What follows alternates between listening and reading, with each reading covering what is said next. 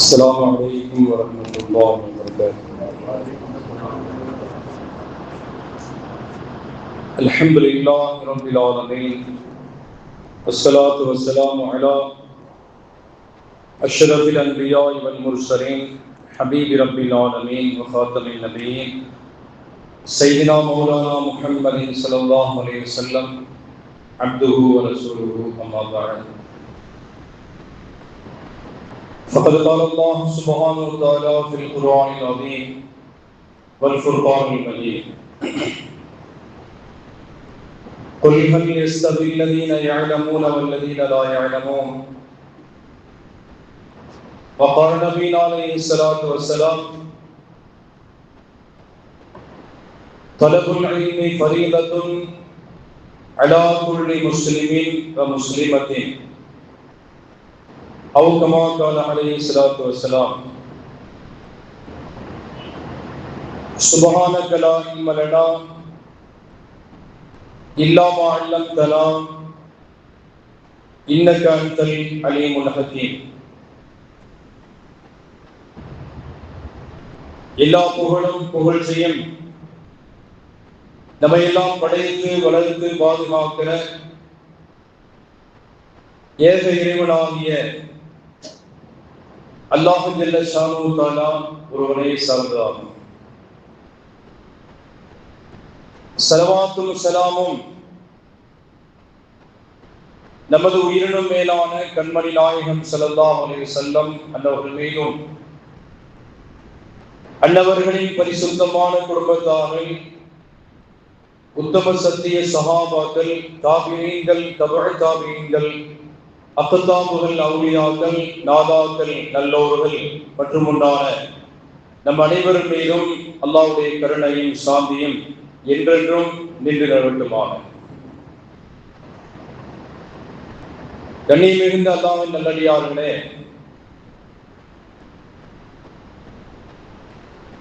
இந்த உலகத்திலே அல்லாஹ் சுப்ஹானஹு வ தஆலா எண்ணற்ற நிறைய படைப்புகளை அல்லாஹ் படைத்திருக்கிறான். ஆனால் அனைத்து படைப்புகளிலேயும் சிறந்தவர்களாக மனித குலத்தை தான் அல்லாஹ் படைத்திருக்கிறான் என்று திருக்குர்ஆன் சொல்கிறது.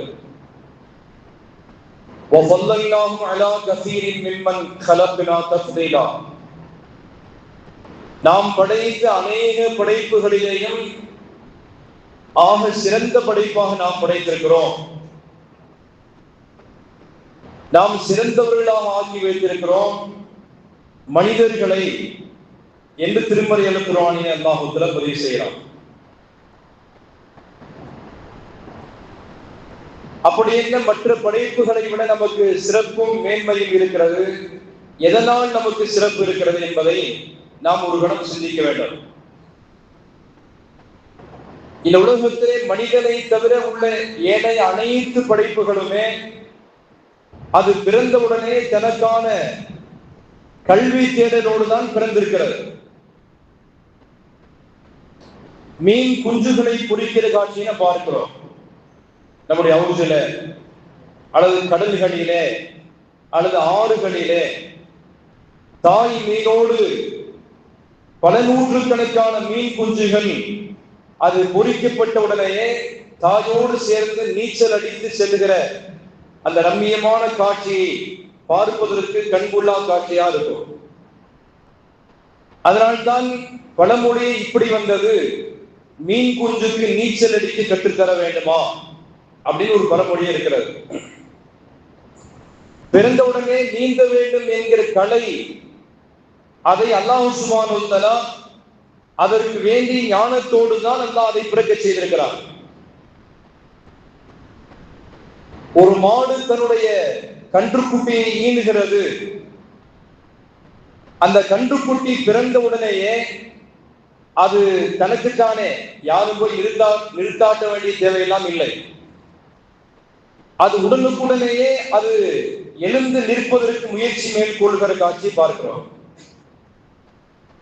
அந்த சின்னஞ்சிறிய பிஞ்சு கால்களுக்கு எப்படி அதற்குள்ளானே ஒவ்வொரு நிமிஷத்துக்கு நிமிடம் எப்படி ஆற்றல் கிடைக்கிறது என்று நாம் ஒரு கணம் சிந்திக்க வேண்டும்.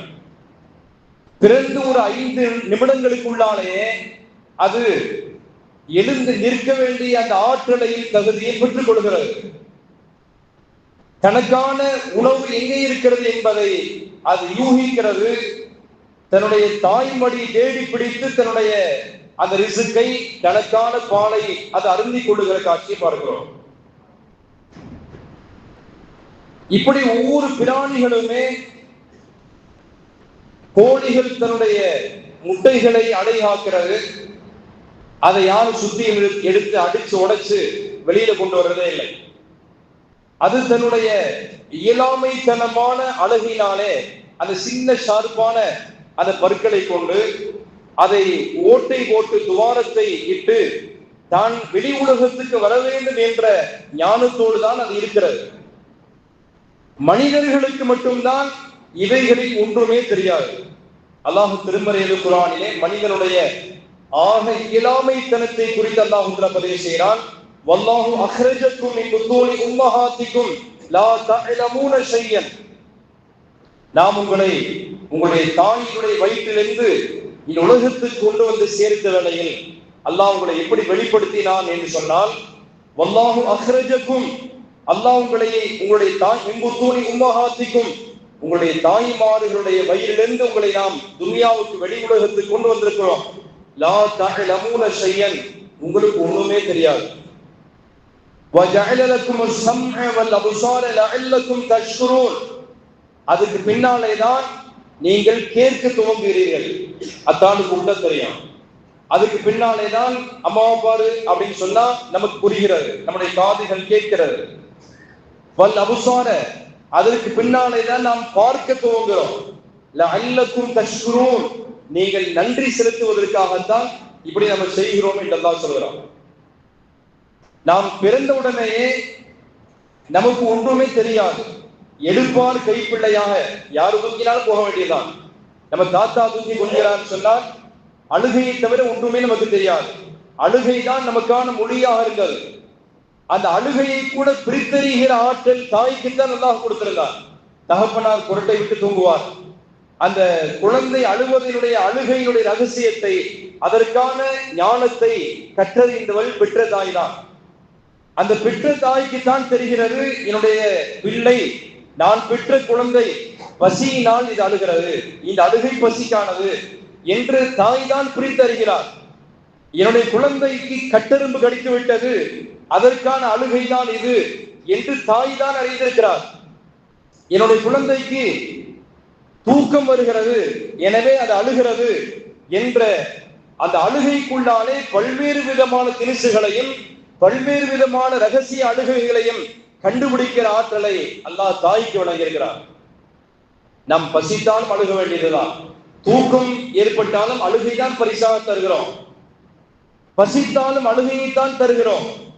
நமக்கு ஒன்றுமே தெரியாது. அதற்கு பின்னாலே ஒவ்வொன்றையும் நாம் கற்றுக்கொள்கிறோம் என்று அல்லாஹ் திருமறையில் குர்ஆனிலே நமக்கு சொல்லுகிறான். ஏன் மற்ற நம்மளை விட மோசமான பிராணிகளுக்கெல்லாம் அது பிறந்த உடனே தனக்கான ஞானத்தோடு தான் பிறந்திருக்கிறது. மனிதன் எல்லாத்தையும் விட சிறந்தவன் என்று சொல்லுகிற அல்லாஹ் பிறந்த உடனே ஏமா எனக்கு சோறு வைமா சொல்லிட வேண்டியதானே, எனக்கு லெப்பி சோளை பொறிச்சு கொண்டாந்து வை என்று இந்த குழந்தையால் உலகத்திலே சொல்லியிருக்கிறதா? அப்படிலாம் சொல்ல மாட்டாங்க. அப்படி சொன்ன சில குழந்தைகள் இருக்கிறார்கள், அது மிராக்கள் என்று திருக்குர்ஆன் சொல்கிறது. ஹதீஸிலே வருகிறது, பிறந்த உடனேயே சில குழந்தைகள் 4 குழந்தைகள் பேசியதாகவும் ஹதீஸிலே நபி ஸல்லல்லாஹு அலைஹி வஸல்லம் ஈசா அலைஹிஸ்ஸலாம் பிறந்த உடனே பேசினாங்க. அதுக்கு சில வரலாறுகள் இருக்கிறது. அப்ப பிறந்த உடனேயே மனிதன் ஒவ்வொன்றாக கற்றுக்கொள்ள வேண்டும் என்கிற அந்த நோக்கத்திலே தான் அல்லாஹ் சுப்ஹானஹு வ தஆலா ஒண்ணுமே தெரியாமல் நம்ம படைச்சிருக்கிறான். நம்மை விட மட்டமான, நம்மை விட மோசமான படைப்புகள் எல்லாம் கூட, நம்மை விட பலகீனமான படைப்புகள் அனைத்தும் கூட நமக்கு தெரிய வேண்டிய இல்மெல்லாம் அதுக்கு தெரிஞ்சிருக்கிறது பிறந்த உடனேயே. நாம் நீச்சல் அடிப்பதாக இருந்தால் அதற்கு வயது 10 வயசு கிடக்கணும். இன்றைக்கெல்லாம் வெளிநாடுகளிலே தாய்மார்கள், பிரசு வைக்கக்கூடிய தாய்மார்கள் அந்த வாட்டர் நீர்நிலைகளில் தான் பிரசு வைக்கிறார்கள்.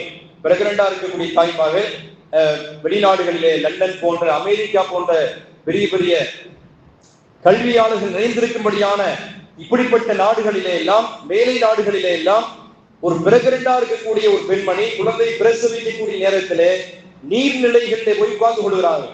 அதற்கு பின்னணியிலே திருக்குர்ஆன் சொல்லுகிறது, மரியம் அலைஹிஸ்ஸலாம் அவர்கள் தன்னுடைய குழந்தை ஈசா அலைஹிஸ்ஸலாத்தை பிரசவிக்கக்கூடிய வேளையிலே நீர்நிலைகளிலே அந்த ஒரு ஆற்றங்கரை ஓரமாகத்தான் ஈசா நபியை பிரசவித்தாங்க என்று குர்ஆன் சொல்கிறது. பிரசவிக்கக்கூடிய ஒரு தாய் நீர்நிலைக்கு அருகிலே இருப்பாரேயானால் பிரசவ வேதனை சற்றேறக்குறைய குறைத்து காணப்படுகிறது என்பதை திருக்குர்ஆனுடைய கல்வி சொல்கிறது. எனவேதான் மேலை நாடுகளிலே மரியம் அம்மா தன்னுடைய பிள்ளை ஈசா அலைஹிஸ்ஸலாத்தை பிரசவிப்பதற்கு எப்படி நீர்நிலைகளை தேர்வு செய்தாரோ அது மிகச்சிறந்த அந்த வலி வேதனைகளை எல்லாம் போக்கி விடுகிறதாக சொல்லி இன்றைக்கு ஆய்வாளர்கள் சொல்லித் தருகிற அந்த காட்சியை பார்க்கிறோம். அப்ப ஒவ்வொன்றுக்கும் பின்னணியிலே மனிதன் ஒன்றுமே தெரியாதவனாக இருக்கிறான். ஒவ்வொரு இன்மையும் ஒவ்வொரு ஞானத்தையும் கற்றுக்கொள்ள வேண்டும் பிறந்த பின்னாலேதான் என்பதை மனிதனுக்கு போதிக்கப்படுகிறது. மனிதன் பிறந்த உடனே எல்லாத்தையும் கற்றறிந்து வந்திருக்கிறேன் என் உலகத்தில் யாருமே இல்லை. அன்பிற்குரிய அல்லாஹ்வின் நல்லடியார்களே, ஹஜ்ரத் ஆதம் அலைஹிஸ்ஸலாம் நமக்கெல்லாம் தெரியும், ஆதி பிதா, மனித குலத்திலே தந்தை அவர். மலக்குகளை அல்லாஹ் சுப்ஹானஹு வ தஆலா ஒளிவினால் படைத்தார். பிரகாசத்தினால் ஒளிவினால் மலக்குகளை படைத்தார். எனவே அவர்கள் படைப்பினங்களில் ஆக உயர்ந்தவர்கள். ஜின்களை மின் நாரி சமூம், புகைகள் கக்காத புகை இல்லாத பியூர் நெருப்பினாலே அல்லாஹ் தஆலா ஜின்களை படைத்ததாக திருக்குர்ஆன் சொல்கிறது. ஆனா இந்த மனித குலத்தை அல்லாஹ் சுப்ஹானஹு வ தஆலா மின் தீனின், மண்ணினால் களிமண்ணினால் தட்டினால் டங் டங் என்று சத்தம் வரக்கூடிய அந்த களிமண்ணினால் அல்லாஹ் தஆலா படைத்தான் என்று திருக்குர்ஆன் சொல்கிறது. ஒரு களிமண் சுட்ட களிமண்ணாக இருக்கிறது. அந்த பானையை போய் நம்ம விரல கையை வச்சு தட்டினால் எப்படி டங் டங் என்று சத்தம் வருகிறதோ இது மாதிரியான களிமண்ணை கொண்டு அல்லாஹ் தஆலா மனிதனை உருவாக்கினான். நம்மள மாதிரி இல்லை, ஜின்கள் மாதிரியாகவும் இது இல்லை, இது வேறு மாதிரியாக புதுவிதமாக இருக்கிறதே என்று மலக்குகள் 60 முழத்துல அல்லாஹ் தஆலா ஆதம் அலைஹிஸ்ஸலாத்துடைய களிமண் பொம்மையை உருவாக்கி வைத்திருக்கிறான். இன்னும் ரூஹ் ஊதப்படவே இல்லை. தலையிலிருந்து கால் வரை மலக்குகள் சுற்றி பார்க்கிறார்கள். இது வேறு விதமான படைப்பா தெரிகிறது என்று ஆச்சரியப்படுகிறார்கள். மலக்குகள் ஆச்சரியத்தோடு சுற்றி பார்க்கிறார்கள். ஜின்களும் இப்லீஸ் ஷைத்தானும் அந்த களிமண் பொம்மையை, ஆதம் அலைஹிஸ்ஸலாம் என்கிற அந்த களிமண்ணினால் தயார் செய்யப்பட்ட அந்த பொம்மையை அவன் ஆச்சரியத்தோடு நோக்கிறான். ஆதம் அலைஹிஸ்ஸலாத்துடைய வாயிலே இப்லீஸ் ஊதினா அதனுடைய கீழ்ப்பகுதியிலிருந்து காற்று வெளியேறியது. இது காத்தடைத்த பொம்மை என்றவன் அதை மட்டமாக கருதினான். மலக்குகளும் இது ஒரு சாதாரணமான ஒரு படைப்பு தான் என்று நினைத்திருந்தார்கள். இப்ப அல்லாஹ் தஆலா சொன்னான், இந்த ஆதம் அலைஹிஸ்ஸலாம் அவர்களுக்கு அனைவருமே நீங்கள் உங்களுடைய பணிவை காட்டுங்கள். அப்ப மலக்குகள் சொன்னாங்க, யா அல்லாஹ், நாங்கள் ஒளிவினால் படைக்கப்பட்டிருக்கிறோம். உன்னை ரப்பே நாங்கள் ருகூவிலே இருந்து வணங்கிக் கொண்டிருக்கிறோம். உன்னை நாங்கள் சஜிதாவிலே இருந்து வணங்குகிறோம். அல்லாஹ் கியாம் என்று சொல்லப்படுகிற நிலை நின்று கொண்டே நாங்கள் தஸ்பீஹ் செய்கிறோம். வனுஸப்பிஹக, உன்னை நாங்கள் தஸ்பீஹ் செய்கிறோம், உன்னை திக்ர் செய்கிறோம், உன்னை இபாதத்து செய்கிறோம். யா அல்லாஹ், எங்களை விட இது மேலான படைப்பா என்று கொஞ்சம் லேசா இலக்கார மாதிரி நினைச்சாங்க மலக்குகள். அல்லாஹ் தஆலா சொன்னார், உங்களை விட அவர் மேலானவர் என்று அல்லாஹ் தஆலா சிறப்பைப்படுத்துவதற்காக வேண்டி ஆதம் அலைஹிஸ்ஸலாத்துக்கு என்னென்ன அந்த கல்வியை வழங்க வேண்டுமோ, அன்றைக்கு பொருள்களுடைய பெயரை தெரிந்து கொண்டாலே பெரிய கல்விதான் அது.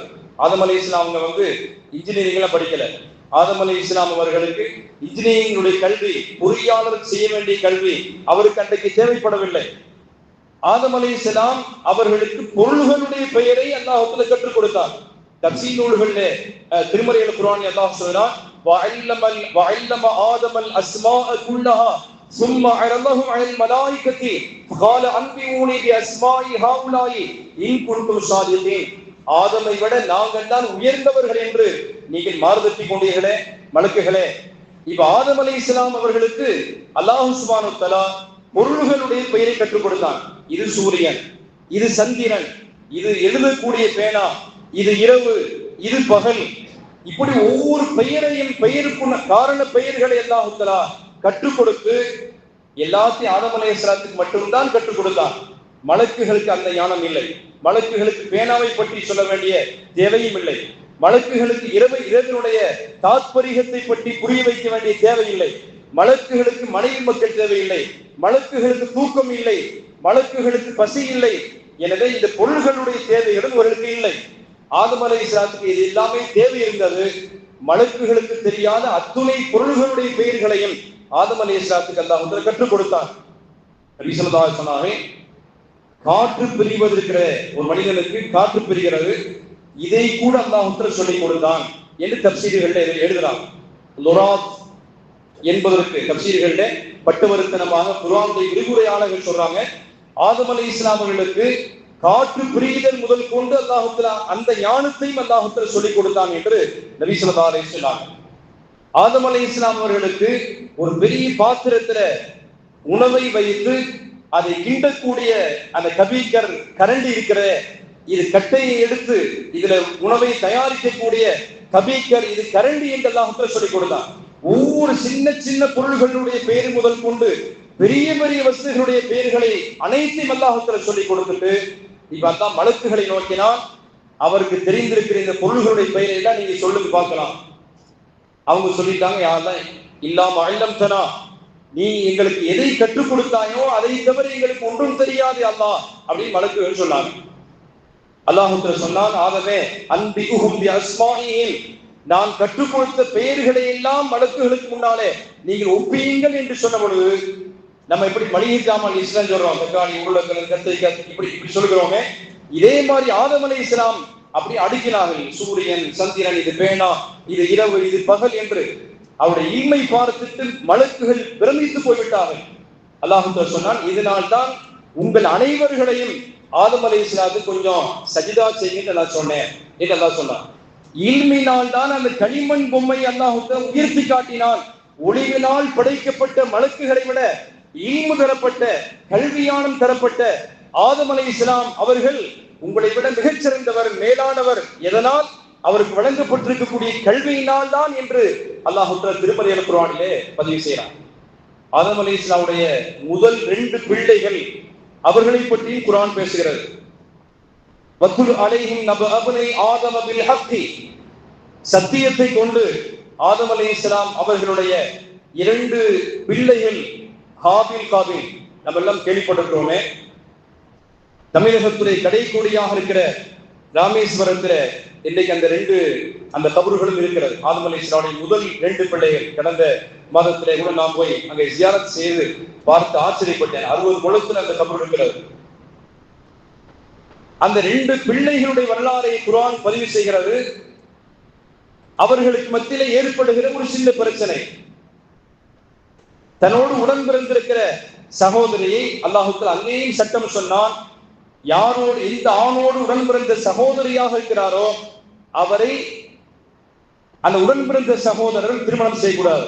தப்சீர்கள்ல பதிவு செய்யறாங்க, ஹவ்வா அலைஹிஸ்ஸலாம் அவர்களுக்கு 2 கர்ப்பப்பை இருந்தது. தப்சீர் நூல்கள்ல பதிவு செய்யறாங்க, ஹவ்வா அலைஹிஸ்ஸலாம் உலகத்துடைய முதல் ஜெனரேஷனை, அந்த ஜனங்களை உருவாக்குகிற முதல் தாய் அவர்தான். அவருக்கு அல்லாஹ் 2 கர்ப்பப்பையை அல்லாஹ் வழங்கியிருந்தார். ஒவ்வொரு கர்ப்பப்பையிலிருந்தும் ஒரு ஆண், இன்னொரு பெண். அடுத்த 2வது 2 குழந்தைகள் அவர்கள் ஜனிக்கிறார்கள், அவர்கள் சுமந்து நிற்கிறார்கள். அப்பொழுது 2வது பிரசவத்திலே ஒரு கர்ப்பப்பையிலே ஒரு ஆண், இன்னொன்றிலே ஒரு பெண். இப்படியாக அந்த யாருடனே எந்த கர்ப்பப்பையிலே ஒரு சகோதரி பிறந்திருக்கிறாரோ அந்த கருப்பைக்குள்ளாலே பிறந்த, ஒரே வீட்டிலே பிறந்த ஒரு ஆணையும் ஒரு பெண்ணையும் இன்னொருத்தர் வேற ஒரு கர்ப்பையிலே இருந்து பிறந்தாரே அவர் நிக்காஹ் செய்யலாம் என்று அல்லாஹ் சொல்லியிருந்தார். அப்ப கூட பிறந்த சகோதரர் ஹாபில் என்பவர் அவர் கோவித்துக் கொண்டு, என்னுடைய சகோதரியை நீ இப்படி திருமணம் செய்வாய் என்று அவருக்கு மத்தியில் ஒரு சின்ன பிரச்சனை. இது கைகலப்புல போய் முடிந்து கடைசியாக ஹாபிலை கொலை செய்தார். கொலை செய்து முடித்த பின்னாலே இப்படி ஒரு தவறு செஞ்சிட்டோமே என்று பதறுகிறார். என்ன செய்யறது தெரியல. உலகத்தில் நடந்த முதல் டெத் அதுதான். உலகத்தில் ஏற்பட்ட முதல் மனிதனுடைய அந்த கொலையும் சரிதான், முதல் பிரேதம், முதல் மையத்ததுதான் என்று திருக்குர்ஆன் சொல்கிறது. தன்னுடைய சகோதரனை இறந்து விட்டிருக்கும்படியான தன்னால் கொல்லப்பட்ட அந்த முதல் சகோதரனை தூக்கி தோளில் போட்டுக்கொண்டு காடு மேல் மலைகளாக இப்படி அடைந்து திரிகிறார்கள். என்ன செய்யறதுன்னு அவங்களுக்கு தெரியல. அந்த ஞானம் அவர்களுக்கு வழங்கப்படவில்லை. அல்லாஹ் திருக்குர்ஆனிலே சொல்கிறான், ஃபபஅஸல்லாஹு குராபன் யபஹஸு ஃபில் அர்தி. உடனே அல்லாஹ் தஆலா ஒரு காக்கை ஒன்றை அனுப்பினான். காக்கை முதல் பேராசிரியர் மனித குலத்தை எப்படி குழியை தோண்டி புதைக்க வேண்டும் என்ற இல்மை கற்றுக் கொடுப்பதற்காகவே காக்கை என்ற பேராசிரியரை மனித குலத்துக்கு அல்லாஹ் அனுப்பி தந்தான் என்று திருக்குர்ஆன் சொல்கிறார். ஃபபஅஸல்லாஹு குராபன் யபஹஸு ஃபில் அர்தி கைஃப யுவாரி சௌஅத அஹீஹி. தன்னுடைய சகோதரனுடைய சவத்தை, அரபியிலே சௌஅத்தை சொன்னால் தமிழிலே சவம் என்று சொல்கிறோமே, சவப்பெட்டி என்று சொல்றோமே, இந்த சவம் என்கிற வார்த்தை திருக்குர்ஆன் அரபியிலே சௌஅத் என்று பதிவு செய்கிறது. அரபிக்கு தமிழ் அன்னை உறவா என்று சொல்கிறோமே, அதே மாதிரியாக கைஃப யுவாரி சௌஅத அஹீஹி, என்னுடைய சகோதரனுடைய இந்த சவத்தை, இந்த பிணத்தை நான் என்ன செய்வது என்று தெரியாமல் இருந்த அவருக்கு அல்லாஹ் ஒரு காக்கை என்ற பேராசிரியரை அனுப்பி தன்னுடைய சகோதரை தூக்கி அணைந்து கொண்டிருக்கிறார் டெட் பாடியை. அந்த பாடிக்கு முன்னால ஒரு செத்து போன காக்கையை, இந்த காக்கை ஒன்று குழியை தோண்டியது. அதை அவர் பார்க்கிறார், ஓ இப்படித்தான் குழியை தோண்டணுமா என்று. பிறகு செத்து விட்டிருக்கும்படியான இறந்து விட்ட அந்த காக்கையை அந்த குழிக்குள்ளாலே வைக்கிறது அந்த காக்கை. பிறகு மண்ணை போட்டு மூடுகிறது. உலகத்திலே முதலாக மண்ணை போட்டு மூடி ஒரு மனிதனை புதைக்க வேண்டும் என்கிற அந்த கல்வியை அல்லாஹ் சுப்ஹானஹு வ தஆலா காக்கையை கொண்டுதான் மனித குலத்துக்கு கற்றுக் கொடுத்தான் என்பதாக திருமறை குர்ஆன் சொல்கிறது. அப்ப கல்வி என்பது பிறந்தவுடனே மனிதருக்கு இல்லை, ஒவ்வொன்றாக ஒன்றன் பின் ஒன்றாக மனிதன் என்பவன் அவன் மன்னரை செல்லுகிற வரை, மினல் மஹ்தி இலல் லஹதி, கருவறை முதல் மன்னரை வரை தேவை என்பது கல்வி அவசியமானது என்பதை இந்த மார்க்கம் நமக்கு சொல்கிறது. எனக்கு 20 வயசுல கல்வி கற்று முடிச்சுட்டேன், இதோடு ஓய்வு பெறுவது. கல்வி என்பதற்கு இஸ்லாத்தை பொறுத்தவரை எண்ட் அல்ல, முடிவு என்றைக்குமே இல்லை. நான் கற்றறிந்த அறிஞனாக இருக்கிறேன், அதனால எனக்கு இனிமேல் கல்வி தேவையில்லை என்று யாரும் முடிவு செய்யக்கூடாது. மூசா அலைஹிஸ்ஸலாம் ஒரு முறை பனி இஸ்ரவேல் மக்களிடத்துல சொன்னாங்க, இந்த கூட்டத்திலே தலை சிறந்த கல்விமான் யார் என்று சொல்லுங்க. இந்த வார்த்தை அல்லாஹ் பிடிக்கவே இல்லை. மூசா அலைஹிஸ்ஸலாத்தை பார்த்து எல்லா கையும் அப்படி திரும்புகிறது. அந்த மூசா அலைஹிஸ்ஸலாம், நீங்க தான் பெரிய நபி, கலீமுல்லாஹ், அல்லாஹ்வோடு பேசக்கூடிய நபியாக இருக்கிறீர்கள், அதனால நீங்க தான் கல்வியிலே சிறந்தவர்னு சொல்லிட்டாங்க. அல்லாஹ் தஆலா சொன்னான், இப்படியான கல்விக்கான முடிவை நீங்கள் தருவதாக மக்களிடத்தில் சொல்றீங்களே, ஒவ்வொரு கற்றறிந்த அறிஞருக்கு மேலே இன்னொரு கற்றறிந்த அறிஞர் இருக்கத்தான் செய்கிறார். இந்த கல்விக்கான முடிவு அல்லாஹ்விடத்திலே தான் சென்று முடிய வேண்டுமே தவிர, நான் உலகத்தினுடைய அனைத்து கல்வியையும் கற்று முடித்து விட்டேன் என்று யாரும் மாறுதட்டி விடக்கூடாது. ஒரு சில படித்த பேராசிரியர்கள் கடலில தோணியில அந்த கப்பலுக்கு செல்வதற்கு முன்னால் தோணியில போயிருக்கிறார். ஒரு மீனவன் ஒருத்தன், அந்த மீனவனுடைய மகன் ஒருவன் அந்த தோணியை, அந்த சின்ன போட்டை ஓட்டி கொண்டு சென்று கொண்டிருக்கிறான். அப்ப இந்த ஆசிரியர்கள் எல்லாம் கிண்டலா ஒரு மாதிரியா அவருடைய செய்யக்கூடிய தொழிலை எல்லாம் ஒரு வித்தியாசமா நினைச்சு இவனை பற்றி கேட்டிருக்கிறாங்க. எப்ப இங்கேயே ராப்பெல்லாம் இங்கேயே உழைக்கிறேன், இங்கே சம்பாதிக்கிறேன், உங்க அப்பா எல்லாம் எங்க மௌத்தானாங்க? அவன் சொன்னா, எங்க அப்பா இந்த கடல்ல இருந்து மௌத்தானார். அப்புறம் எதுக்குப்பா நீ இங்க இருக்கிற? அவன் திரும்ப கேட்டா, உங்க அத்தா எங்க மௌத்தானார்? எங்க அத்தா தரையில. அப்புறம் நீ அங்க எதுக்கு இருக்கிறீன்னு அவன் கேட்டான். கடைசியில சற்று நேரத்துல பேசிக் கொண்டிருந்த வேளையில இந்த ஆசிரியர்கள் கேட்டார்கள், எப்ப நீ ஏதாவது படிச்சிருக்கிறியா, உனக்கு ஏதாவது கல்வி தெரியுமா? நான் மலைக்கு கூட பள்ளிக்கூடம் ஒதுங்காத ஆள் அப்படின்னு அவன் சொன்னான். வாழ்க்கையில பாதி லைஃப் இழந்துட்டியப்பா அப்படின்னு இந்த ஆசிரியர்கள் சொன்னாங்க. அப்ப சற்று நேரத்துல அந்த போட்டை இயக்கி கொண்டிருந்த அவன் சொன்னான், சார் உங்களுக்கு நீச்சல் தெரியுமான்னு கேட்டான். நீச்சல் தெரியாது, என்ன விஷயம்னு கேட்டான். இல்ல போட்டுல லேச ஓட்டம் வந்திருக்கு, அதனால எனக்கு நீச்சல் தெரியும், நான் தப்பிச்சுக்கிறேன், நீங்க முடிஞ்சா நீங்க தப்பிச்சு கொள்ளுங்கன்னு சொன்னான்.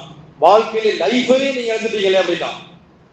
அப்ப கல்வி என்பது எல்லா துறை சார்ந்த கல்வி, அந்தந்த காலத்துக்கு தோதுவான ஒரு கல்விகளை கற்றறிவது என்பது கட்டாய கடமை. ஒருத்தர் இப்பொழுதுதான் புதிதாக பொருளாதாரத்தை சம்பாதித்திருக்கிறார் என்று சொன்னால், ஜகாத் இப்படி கொடுக்க வேண்டும் என்கிற ஞானத்தை அப்ப அவர் கற்றுக்கொள்ள வேண்டும். ஒரு ஆணோ அல்லது பெண்ணோ பருவ வயதை அடைந்திருக்கிறார் சொன்னால், கடமையான குளிப்பு சம்பந்தமான கல்வி அவர்கள் கற்றுக்கொள்ள வேண்டும். ஹஜ்ஜுக்கு ஒரு ஹாஜியார் இங்கிருந்து புறப்பட்டு மக்கமா நகரம் செல்வாரேனால் ஹஜ்ஜு சம்பந்தமான பாடத்தை எல்லாம் ஒரு கையில் வைத்திருக்க வேண்டும். பருவ வயதை அடைந்தால் பரலான தொழுகை எப்படி, உரு செய்வதுடைய தன்மை என்ன, இதை பற்றி அறிந்திருக்க வேண்டும்.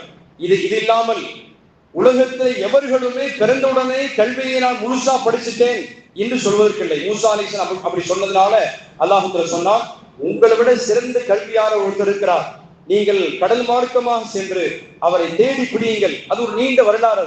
மூசா அலைஹிஸ்ஸலாம் அவரை தேடுவதற்காக வேண்டி அங்கிருந்து புறப்பட்டார்கள். அங்கே சென்று அவரை கடலிலே, நடுக்கடலே ஒரு பாறையில, அங்கே ஹிப்ர் அலைஹிஸ்ஸலாம் என்கிற ஒரு இறை ஞானி, அல்லாஹ்வுடைய நேசர் ஒருத்தர் அமர்ந்திருந்தார். அவரிடத்தில் சென்று, அல்லாஹ் உங்களிடத்துல என்னை அனுப்பி வச்சிருக்கிறான், நீங்கள் எனக்கு மார்க்க ஞானத்தை சொல்லிக் கொடுக்க வேண்டும். கல்வியில 2-3 பல வகை இருக்கிறது. நேரடியா விஷயத்திற்கான பொருளை விளங்கிக் கொள்வது ஒன்று இருக்கிறது. மஅரிஃபத்துடைய அறிவு ஞானத்துடைய கடல் இருக்கிறது. அஞ்ஞான கல்வி இருக்கிறது, அது ஒன்று இருக்கிறது. மெய்ஞான கல்வி இருக்கிறது. இந்த வகையான கல்வியைத்தான் அவர் கற்றுக்கொள்ள வேண்டும் என்று அல்லாஹ் நாடியிருந்தார். மூசா அலைஹிஸ்ஸலாம் அவர்கிட்ட போனாங்க. இப்ப ஹிப்ர் அலைஹிஸ்ஸலாம் அவங்க கப்பல்ல ஏறி அமர்த்திய பொழுது, ஹிப்ர் அலைஹிஸ்ஸலாம் கப்பல் லேசா அப்படி ஒரு பலகையை பேர்த்தெடுத்தாங்க உள் பக்கத்துல. மூசா அலைஹிஸ்ஸலாம் மிரண்டு போயிட்டாங்க. என்ன கப்பல்ல உள்ளவர்கள் எல்லாம் மூழ்கெடுக்க பார்க்கிறீர்களா என்று கேட்டாங்க. அப்ப கொஞ்சம் தயவு செஞ்சு சைலண்டா இருங்கண்டா மூசா அலைஹிஸ்ஸலாம். கப்பல் நகர்ந்து போய் கொண்டே இருக்கிறது. கடைசி அந்த ஊருட இறங்கி அந்த ஊருடைய தரையில் நடந்து செல்கிறார்கள். ஒரு சிறுவன் ஒருவன், அழகான ஒரு சிறுவன், ஏறக்குறைய ஒரு வாலிப வயதை நெருங்கி இருக்கும்படியான ஒரு சின்ன பையன், அவனை பிடித்து, அவனுடைய தலையை பிடித்து சோத்துல மதில் சுவரனை அடித்தாக அவன் கீழே விழுந்து மரணமானான். ஒரு நல்ல பையனை போய் அடிச்சு கொலை பண்ணிட்டீங்களே அப்படின்னு கேட்டான். அதற்கான விளக்கம் தெரியவில்லை. அப்பொழுதும் அந்த ஹிப்ர் அலைஹிஸ்ஸலாம் சொன்னாங்க, அமைதியை மேற்கொள்ளுங்கள், என்னோடு நீங்கள் வர்றதா இருந்தால் கல்வி கற்றுக்கொள்ள வேண்டும் என்று சொன்னால் நீங்க கொஞ்சம் அமைதியை கடைபிடிங்கள் என்று வேண்டிக் கொண்டார்கள். மூணாவதாக அந்த ஊருட ஒரு பாலடைந்த செவரு ஒன்று கீழே விழுகிற தருணத்தில் இருந்தது. அதை ஹிப்ர் அலைஹிஸ்ஸலாம் அந்த செவற்றை போய் மறுபடியும் பூசி மொழிகி புது செவரு மாதிரி கீழே விழுகாத அளவுக்கு அதை சரி பண்ணினார்கள். நமக்கு தேவையா இந்த ஊர்ல செவத்தை கட்டுறதுக்கு நம்ம வந்திருக்கோம், வீடு வாசலை கட்டி கொடுக்கறதுக்கு வந்திருக்கிறோமா இதெல்லாம் மூசா அலைஹிஸ்ஸலாம் அடுக்கடுக்காக கேள்வி கேட்ட பின்னாலே அந்த 3க்கான விளக்கத்தை ஹிப்ர் அலைஹிஸ்ஸலாம் சொன்னாங்க. மூசா நபிக்கு, நபி என்பவர் தான் உலகத்திலே சிறந்த அந்தஸ்தை பெறுகிறார். இன்னும் சொல்ல போனால் 1.25 லட்சம் நபிமார்களிலேயே முதல் தரத்தில் இருப்பவர்கள் எம்பெருமானார் ஸல்லல்லாஹு அலைஹி வஸல்லம். 2வது அந்தஸ்தை பெறக்கூடியவர்கள் இப்ராஹிம் அலைஹிஸ்ஸலாமா அல்லது மூசா அலைஹிஸ்ஸலாமா என்பதிலே கருத்து வேறுபாடு இருக்கிறது. ஏன் சொன்னால் குர்ஆன்ல ஏகப்பட்ட இடத்துல மூசா நபியுடைய பெயரை தான் அல்லாஹ் குர்ஆன்ல அதிகமாக அல்லாஹ் பறைசாற்றுகிறான். மூசா நபியுடைய பெயர் தான் நபிமார்களிலே முதல் தரத்திலே குர்ஆன்ல அதிகமாக இடம்பெறுகிறது. எனவே இப்ராஹிம் அலைஹிஸ்ஸலாம் சிறந்தவர்களா மூசா அலைஹிஸ்ஸலாம் சிறந்தவர்களா என்பதிலே கருத்து வேறுபாடு இருக்கிறது. ஆனாலும் கூட இப்ராஹிம் அலைஹிஸ்ஸலாம் இந்த ஷரியத்தை தந்தை என்கிற அடிப்படையில் அவர்கள் 2வது அந்தஸ்தை பெறுகிறார்கள். 3ஆவதாக மூசா அலைஹிஸ்ஸலாம் 3வது அந்தஸ்தை பெறுறாங்க. 1.25 லட்சம் நபிமார்களிலே 3ஆம் தரத்தில் இருக்கும்படியான மூசா அலைஹிஸ்ஸலாம் அவர்களை நபியே இல்லாத ஒருத்தரிடத்திலே சென்று நீங்கள் இப்படியான ஞான தேடலை நீங்கள் கற்றுக்கொண்டு வாருங்கள் என்று அல்லாஹ் அனுப்பி வைத்தான். பிறகு விளக்கம் சொன்னார்கள், கப்பலை நான் எதற்காக அந்த படகுகளை பெயர்த்தேன் என்று சொன்னால், அந்த கடற்கரையில ஒரு அநியாயக்கார அரசன் ஒருத்தன் இருக்கிறான். எந்த விதமான ஒரு சின்ன ஓட்ட உடசல் இல்லாத, பிராச்சல் இல்லாத அப்படியான கப்பல்களை எல்லாம் தன் வசப்படுத்தி வைத்துக் கொள்கிறான். அவன் திருடி கொள்கிறான். ஏதாவது இப்படி கொஞ்சம் பேர் உள்ளுக்குள்ளாலேயே கப்பலில டேமேஜ் பண்ணினால் அது உழைக்கக்கூடிய அந்த கப்பலுக்கு உண்டான உரியவருக்கு அவரிடத்தில் இருக்க வேண்டும் என்கிற நன்னோக்கத்திலே இதை செய்தேன். அல்லாஹ் அதை சொன்னார், அதை செஞ்சேன் அப்படின்னாங்க. 2வது அந்த ஒரு சின்ன பையனை கூட செஞ்சேன்னு நீங்க சொன்னீங்களே, அவன் வளர்ந்து வாலிபனாக ஆகிற வேளையிலே இறை மறுப்பு கொள்கையை கையில் எடுக்க இருக்கிறான். அவனுடைய தாய் தகப்பன் 2 பேரை பெற்றோர்களையும் ஷிர்கான இறை மறுப்பு கொள்கைக்குள்ளாலே திரிக்க பார்க்கிறான். அந்த பெற்றோர்கள் நல்லடியார்களாக இருந்தார்கள். எனவே அவனுடைய கதையை முடியும் என்று அல்லாஹ் இடத்தில் சொன்னான். வஹீயின் அடிப்படையிலே அவனை கொலை செய்தேன். 3ஆவதாக அந்த பாலும் சுவரை நான் தூக்கி நிப்பாட்டினேன், பூசி மொழிகிறேன் என்று சொன்னீர்களே, அந்த குடிசை வீட்டிலே வாழ்ந்த ஒரு பெற்றோர் அவங்க காலமாக இருக்கிற தருவாயிலே தன்னுடைய பிஞ்சு குழந்தைகளுக்கு பின்னால வரக்கூடிய தன்னுடைய பிஞ்சுகளுக்காக வேண்டி, தன்னுடைய வாரிசுகளுக்காக வேண்டி சில புதையல்களை அந்த மண் சுவருக்குள்ளாலே வைத்து அதை பூசியிருந்தாங்க. காலப்போக்கில் அது கொஞ்சம் சிதிலமடைந்து விட்டது. பிற்காலத்தில் வளர்ந்து வாலிபனான பின்னாலே தன்னுடைய பொருளாதாரத்தை அடைந்து கொள்ளக்கூடிய நோக்கத்திலே அதை நான் பூசி மொழிகிறேன். மிகச்சரியாக வாலிபராக ஆக பின்னாலே அவருடைய பிள்ளைகளுக்கு போய் சேர வேண்டும் என்று அல்லாஹ் சொன்னார் என்ற இந்த இப்படியான ஞானம் கூட மூசா அலைஹிஸ்ஸலாமுக்கு தேவை என்பதையும் அல்லாஹ் சுப்ஹானஹு வ தஆலா, அப்ப கல்வி என்பது நபியாக ஆகிட்டாலும் அவருக்கும் தேவை. நபிமார்கள் என்பவர்கள் கல்வியிலே முழுமைத்துவம் பெற்றவர்கள் அல்ல.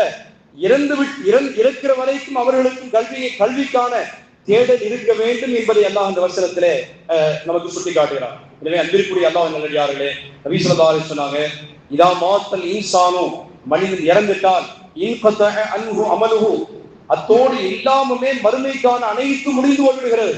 இல்லாமின் சலாசின், மூன்றை தவிர. ஒன்னாவது இல்முன் யுன்தஃபஉ பிஹி, கல்வி பிரயோஜனம் தரக்கூடிய கல்வி இருக்கிறது, இது மறுமை வரை வரும்.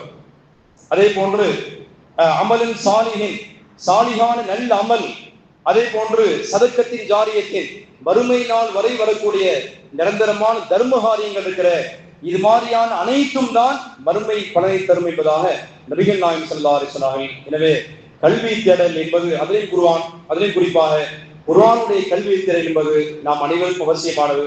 இன்ஷா அல்லாஹ் வரக்கூடிய 8ஆம் தேதி திங்கட்கிழமை முதல் கடந்த 2 மாதங்கள் விடுமுறைக்கு பின்னாலே பள்ளிக்கூடம், அதைத் தொடர்ந்து நம்முடைய குர்ஆன் பாடசாலை அஸ்ஸாலிஹாத் தீனியாத் மக்தப் மதரசா, ஆண் பெண் பிள்ளைகளுக்கான மக்தப் மதரசா காலை மாலை 2 நேரங்கள் நடைபெறக்கூடிய மதரசா இன்ஷா அல்லாஹ் வரக்கூடிய 8ஆம் தேதி திங்கட்கிழமை முதல் மீண்டும் ரீஓபன் இருக்கிறது.